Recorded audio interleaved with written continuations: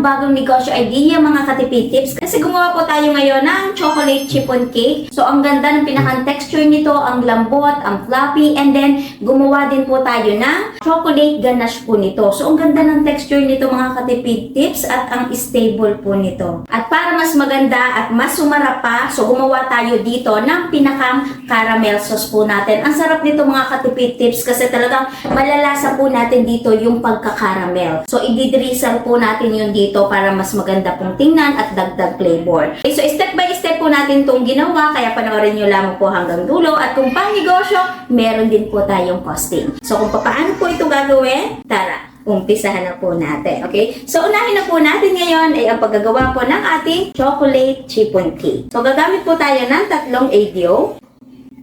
Sunod na din natin ang white sugar. So dito ko siya hinahalo para mas ma-mix natin ng ayos. Gagamit din tayo ng oil. Ang ginamit ko canola oil para kahit ilagay natin yung ating cake sa ref is hindi po siya titigas. Vanilla flavor at yung ating pong tubig. So ngayon, imimix lamang po natin ito ng mabuti hanggang sa tingin po natin tunaw na po yung pinakang asukal po natin. Ngayon, isunod na din po natin yung ating dry ingredients. Pero gagamit po tayo dito ng salaan para masala na po natin yung buo-buo para mabawasan na. Cake flour, cocoa powder. So yung ginamit po natin ay Dutch. Masarap at mas affordable. Baking powder at yung atin pong iodized salt. Mix lang natin hanggang sa magsama yung ating wet and dry ingredients. Pag okay na siya, set aside lamang po natin at gagawa naman po tayo ng pinakang meringue po natin.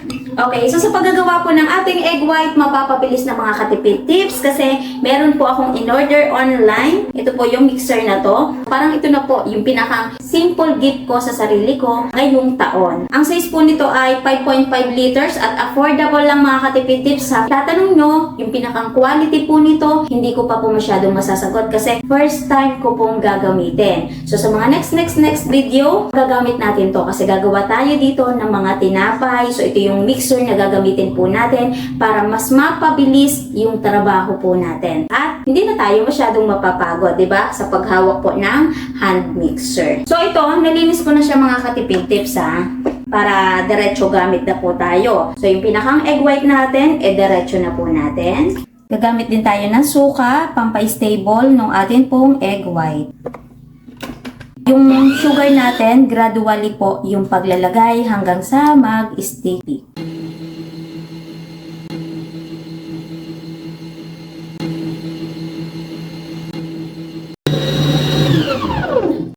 So after 10 minutes, okay na po yung pinakang meringue po natin. Kapag ganito pong nag-stick na, ibig sabihin okay na po yung atin pong meringue. So sa tingin ko, okay naman po yung mixer na na-order ko online mga katipid tips kasi hindi ganun kaingay yung pinakang makina. And then, dahil bago nga po ito, di ba, merong iba na kapag bago saksak, amoy kuryente o kaya naman amoy plastic. So wala po tayong maaamoy dito. Tingin ko naman po, maganda po yung quality ng na-order po natin. Pero para sa akin, mga katipid tips, sa presyo niya, okay na okay to. Lalo na kung nag-uumpisa pa po lamang tayo. Ngayon, pag-mixin na po natin.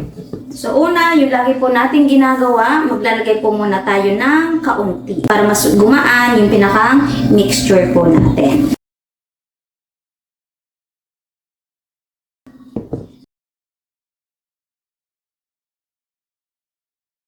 So ngayon, kapag na-mix na po natin, kuhanin na po natin yung ating baking pan na gagamitin. Pwede tayo ditong gumamit ng kahit anong shape, heart, bilog, square. Pero ako, ang gagawin ko ay yung sa llanera. So medium size yung gagamitin po natin. At para hindi na po tayo gumamit ng parchment paper kung wala, nilagyan ko lang yan ng kaunting oil and then nagdas po ako ng kaunting harina. Para mamaya, hindi lang po tayo mahirapan sa pagtatanggal po yung pinakang chiffon cake po natin. Ngayon, yung pinakang butter po natin, 3/4 po ng atin pong llanera. At sa puntong ito mga katipid tips, kung oven po yung gagamitin po natin, so kailangan naka-preheated na.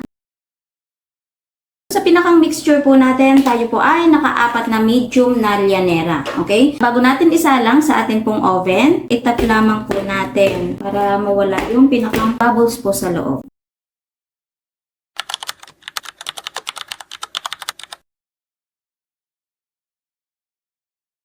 So habang niluluto po natin yung ating chiffon cake, ngayon gagawa na po tayo ng ating pinakang chocolate ganache. So masarap to mga katipid tips kasi ang pinakalasa po nito ay ala red ribbon. So unahin natin ang mainit na tubig, tapos isunod na din po natin ang cocoa powder kasi tutunawin po natin ito. Tapos maglagay na din po tayo dito ng 1/2 teaspoon ng instant coffee. Mix lang natin hanggang sa matunaw yung ating cocoa powder. Isunod na din po natin yung ating white sugar para natutunaw na din. Idagdag na din natin ang vanilla flavor. So sa isang lalagyan, lagyan natin dito ang cornstarch. And then, lagyan po natin ng evap. Tutunawin po muna natin dito. Tapos, itong isang evap po natin, isama na din po natin dito. Dito sa tinunaw nating cornstarch, maglalagay tayo dito ng 2 egg yolk. Ito para maging stable yung pinakang chocolate ganache po natin. And then, pwede na po nating i-mix. Dahil nahalo na po natin ito ng mabuti, wala na siyang buo-buo na tulad po nito. So, pwede na po nating buhayin yung pinakang apoy po natin. Okay, so yung pinakang apoy, alalay po lamang. Dapat maganda yung pagkakakulo ng ating pong chocolate ganache para ito po ay makinis. Pahaluin lamang po natin ito hanggang sa lumapot. So after 8 minutes, ito na po yung pinakang consistency ng ating pong chocolate ganache. Tingnan nyo naman, ang kinis, ang ganda ng texture, di ba? So pinatay ko na po yung pinakang apoy po nito. Ngayon, pwede na po nating ilagay yung pinakang margarine po natin. So makakatulong to para mas makintab yung pinakang chocolate ganache po natin. And then, imimix lamang po natin ito ng mabuti at iseset aside lamang po natin. Okay, ngayon nasunod naman po nating lulutuin, gagawa po tayo ng caramel sauce. Pero ito, optional na po mga katipid tips. Kasi dito sa caramel sauce natin, ang gagawin lang natin ay ipang-drizzle po natin sa ibabaw. Para sa akin, mas maganda siya kapag merong caramel sauce. So mamaya, makikita nyo kapag binuo na po natin sa packaging. So unahin na po natin ang white sugar. Ito, ika-caramelize lamang po natin. So wag natin i-overcook para hindi naman po mapait. So kapag melt na mga katipid tips, pwede na po nating ilagay dahan-dahan yung isang lata po ng condense. Sabayan lamang po natin ng halo hanggang sa lumapot po ulit. Maglalagay tayo dito ng cornstarch. Gagamit po tayo ulit ng isang lata ng evap. Tutunawin po natin yung atin pong cornstarch. Yung tirang eba po natin, ilagay na din po natin dito. So, wag na lamang po natin titigilan sa halo para sure na hindi po masunog yung pinakang ilalim at hindi po magbuo-buo. Kapag kumukulo na po ulit, ilagay na po natin yung atin pong cornstarch. Pero, paunti-unti lamang po yung paglalagay po natin hanggang sa lumapot. Tapos, dito maglalagay din tayo ng iodized salt para may pagka-salty yung atin pong caramel. So, i-mix lamang po ulit natin to. Luto lamang po ito ha sa mahinang apoy para yung pinakang cornstarch po natin is maluto. So, titikman po natin ito bago po natin patayin yung pinakang apoy po natin. At kapag hindi na po lasang cornstarch, okay na po itong ating caramel sauce. So, isunod na din natin ang margarine para maging glossy yung ating pong caramel sauce. So, kapag ganitong kalapot na siya mga katipid tips, so okay na po yung ating pong caramel sauce. Okay na po yung ating chocolate ganache, yung ating caramel sauce, at okay na din po yung ating chiffon cake. So, binake po natin ito ng 1 hour.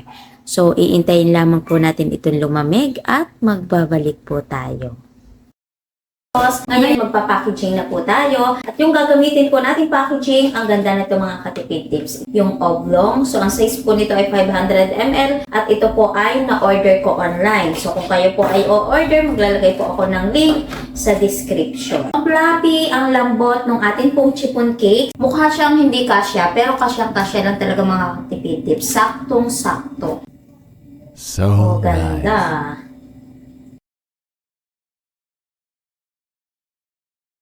Yung sukat na ilalagay po natin, nakadepende pa rin po sa atin kung gaano karami. So ako maglalagay po ako ng 1/4 cup. Yung pinakang design natin, nakadepende na po sa atin kung ano yung sa tingin natin mas maganda, 'di ba? Mas masarap. Okay, so ako dahil Valentine's maglalagay po ako ng sprinkle candy, na kulay red, and then meron po yung mga heart. So mix.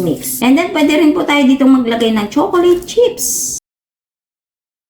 Yung ating caramel sauce, inilagay ko na dito sa ating piping bag. Didesign ko lamang po ito dito sa pinakang ibabaw para mas magandang tingnan. Tapos kung gusto nyo, pwede nyo din itong lagyan sa pinakang ilalim bago po natin ilagay yung ating chocolate. Para halimbawa, di ba, may aftertaste ng caramel. Nakalimutan ko lang siyang gawin. Pinakang last na design po natin, gagamit tayo ng edible gold.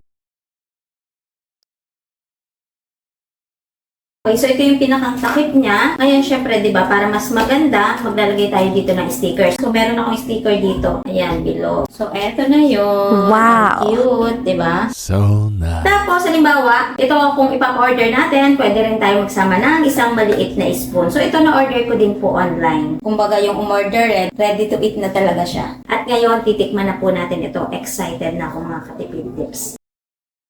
So, ayun. So, yung pinakang chiffon cake po natin, talagang malambot po yan. May pagka-fluffy po. Ang ganda ng pinakang texture. So, kapag tinikman na po natin to, ang sarap. Yung pinakang chocolate ganache po natin ha, masarap po yun. Malalasan natin dito yung pagkaala red ribbon yung pinakang chocolate. Yung ating caramel sauce talagang malalasan natin doon yung pagka-caramel. Yung pinakang amoy, malalasa din natin yung pagka-salty ng ating pong caramel. So sakto yung mga ingredients na inilagay po natin. So ang sarap mga katipid tips. Pag napanood nyo na, nako, itry nyo na mga katipid tips. At ang ganda po nitong gawing extra income, ngayon papalapit po ang February 14. Hindi lang naman po February 14 kasi kahit araw-arawin po natin itong negosyohin, lalo na kapag nagamay po natin, nako, pwede na po talaga nating gawing extra income. Ngayon, ang magiging tanong, tipid tips, magkano naman po ang magiging puhunan at magkano po ang posible pong bentahan. So ngayon, bigyan ko na po kayo ng idea sa pinakang costing po natin. Sarap.